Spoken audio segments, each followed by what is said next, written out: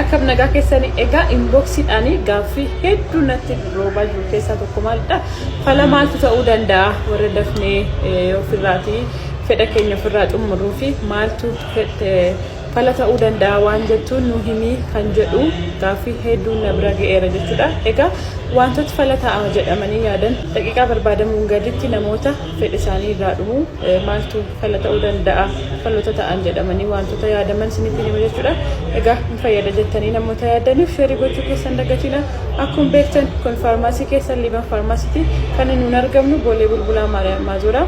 Gaaffii fi yaada qabdan koomentii jalatti naaf keessan dagatina. Egaa maloota lamatu jira jechuudha.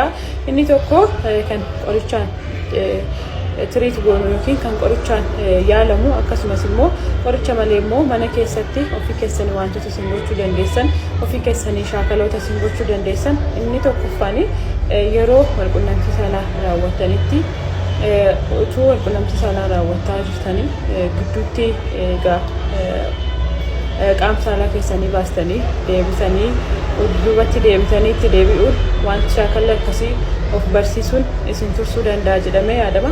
Kana malees immoo utuma waan sana raawwachaa jirtan immoo yaada keessan iddoo biraa geessuun distaraksii of gochuun hin fayyada jedhamee yaadama. Kana malees immoo egaa koondamii yeroo tokko namoonni yeroo koondamii nama fayyadamanis hin argamu jechuudha. Firikshinii isaa qannasuuf akka isaanii turuu fi garuu suni hin gorsamu badaasaa kana.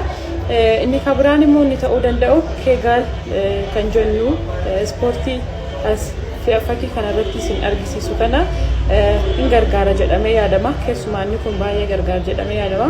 Sochii qaamaa kana yeroo hundaa ganamas ta'uu danda'a galgala hojjechuun keessan maslii naannoo kana jiru akka jabaatuuf isin gargaara, istroongii akka ta'uuf isin gargaara jedhamee yaadama. Kanaafiyyuu fakkiidhaan ispoortiidhaan isinii kaa'e kana mana keessan keessatti yeroo hundaa yaaluu keessan hin dagatinaa please. Kana malees immoo qorichoonni wanta kanaaf hin gargaaramaa dafee irraa ba'uu kanaaf hin gargaaramu jedhamanii yaadamanii SSRI kan jennu seeraatooniin ri'aapteek inhibitors kan jennu kun egaa qorichoonni kun hin gargaara jedhamee yaadamuyyuu malee garuu of leebiliidha jechuudha. Of leebilii ta'anii garuu kanneen akka filooxeetinii yeroo isaan namoonni gargaaraman hin argine jechuudha. SSRI kun egaa qorichoota gosa hedduutu jira.